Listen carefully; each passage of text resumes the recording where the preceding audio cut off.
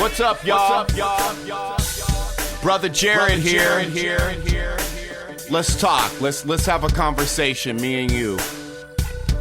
What is the truth movement? Well, I'm sure the truth movement is different things to different people, but right now you're gonna get what the truth movement means to me. And truth movement is a discussion about secret, esoteric knowledge.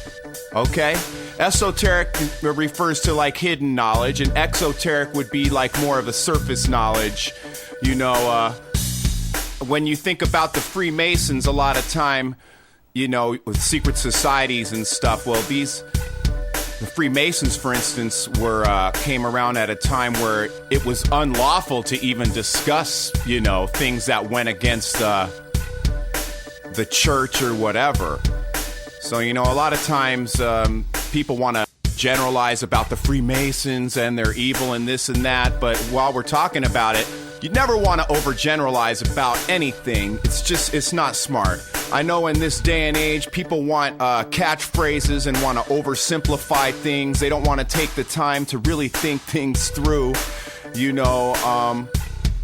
But when you're dealing with the truth movement, you have to have the patience to examine things at a deeper level. It was the great philosopher Plato who said, all men naturally desire to know. So, it's natural for us to want to know things. Although for, I dare say, thousands of years, most of the population was content with just getting their information from priests or just believed everything they heard on the evening news or read in the newspaper. Now, within the last, 50 years, as more light and energy is bombarding the planet, people have had the desire to delve deeper into things that, we weren't necessarily taught in Sunday school or public school. You know, I have this really good book by Manly P. Hall. It's called The Secret Teachings of All Ages. And it quickly starts to define the two types of people. You know, and I really love this part. It's like the first type of person, when he's confronted with a problem, he will reach a solution by obtaining the facts bearing upon the question. The other type of person, when confronted with the same problem, becomes overwhelmed. Okay, now the first type of person is qualified to solve the riddle of their own existence, while the other has to be led like a flock of sheep and taught in simple language. Well, that's where you heard that term, sheeple. The truth movement is comprised of people who are not satisfied with getting their information from priests and the newspaper and the evening news. The truth movement is a discussion of a cross-section of topics: religion, war, extraterrestrials, free energy. Basically a discussion about the nature of reality. A discussion about lost human history. You know, there have been civilizations that have come and gone on this planet for millions of years. Okay, so we in the truth movement, we're not satisfied with like the Christian fundamentalist view of the planet being 6,000 years old. That's ludicrous to us. Not only that, we don't believe that the pyramids were made by slaves in loincloths using copper tools. That's also fucking ridiculous. Like, a lot of people only think of the pyramids in Egypt when they think pyramids. There are pyramids all over the frickin' planet. Okay? You know, these structures are so advanced that we can't even replicate them today with all of our technology that we have right now. We cannot replicate the pyramids. So that's another thing to look into. I mean, I'm going to give you a lot of food for thought, but it's up to you to, once you hear, you know, the different topics, to go and study them for yourself. I mean, wars for profit, you know, the military-industrial complex.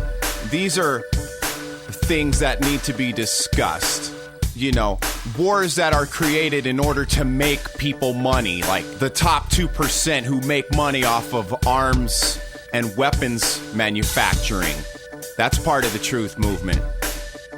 Using religion and patriotism to control people and convince them that it's okay to kill or be killed for the sake of your flag. You know, I'll get in trouble for this, but this business of saying freedom isn't free and all this, which is, in other words, try to make you feel okay about killing or being killed for freedom. It's not to say that sometimes we don't have to defend our freedoms, but much of the time they're just using that fear in order to justify the things that we do. A lot of times they'll use the excuse of spreading democracy and freedom, like in that movie Avatar, where they say when you want something someone else has, you turn them into an enemy.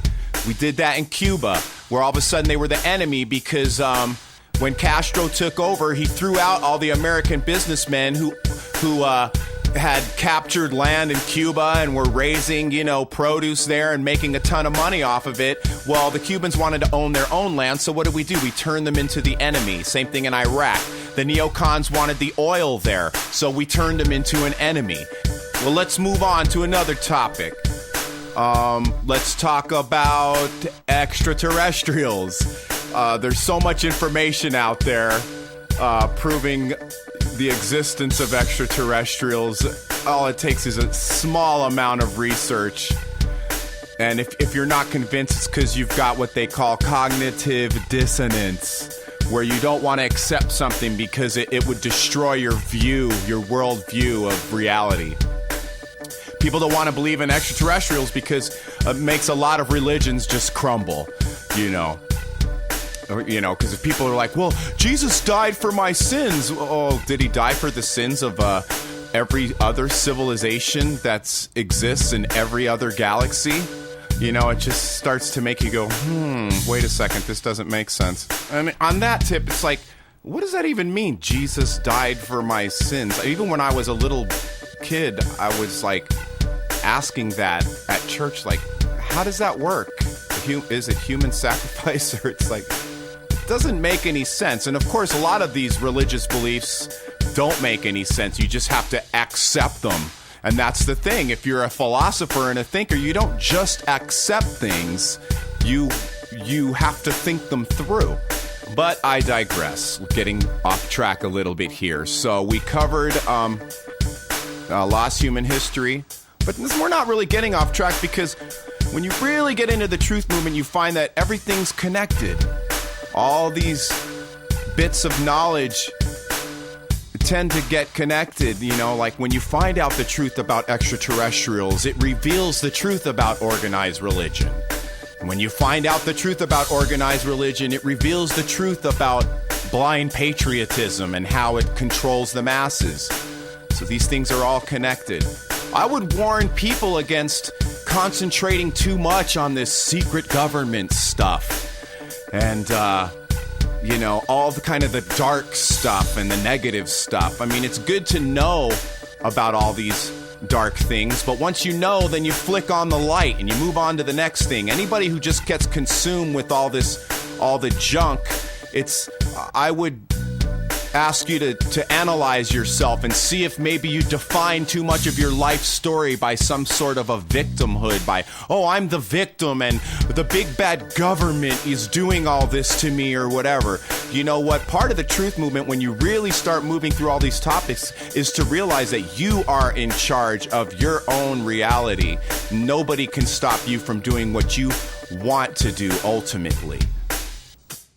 I mean, I know it sounds cool, and a lot of time the punk rock heavy metal thing is like, fuck the world and fuck this and fuck that, but when you get down to some true intellectualism and true philosophy, that type of rhetoric is just not gonna cut it. It's not gonna solve anything. That's why I can't stand some of these so-called truth movement people on the internet who never present solutions, and they're just ranting and raving every day about another problem and another this and another that. You know, we're getting too close to 2012 to just concentrate on all the negativity. We need to envision a world of peace and love, and that's what we'll get. And we need to liberate ourselves from all this fear. And that brings us up to this next thing, which is 2012, and everyone's different take on 2012. I find it funny how the people on Facebook are like, 2012 is like Y2K. Nothing's gonna happen. Well, I guess, you know, whether something's gonna happen or not is that's up in the air, and we'll see. But the fact of the matter is, 2012 is something that's astrological, that has to do with cycles, and cycles are in effect. It's the way we measure the days. The sun goes up, sun goes down. Winter, spring, summer, fall, the cycles of the moon, the cycles of the seasons, like I just said, and all those things are determined by our place, in around the sun. And a lot of people, when you picture the solar system, you picture like the sun's sitting there and we're traveling around it. Well, we are traveling around the sun, but the sun is also traveling around this galaxy at thousands of miles per hour. So everything's just constantly moving, and that's how we get the precession of the equinoxes, right? And go ahead and do some studying into this, but what's going on right now is our solar system, where we're passing through in the galaxy, is a place that we haven't been for 26,000 years. And, the date of 2012 was brought to light by the discovery of the Mayan calendar. A lot of people think that there are no more Mayan people. Well, many of them did disappear, and in my opinion, they chose to relocate themselves in another dimension, but that's for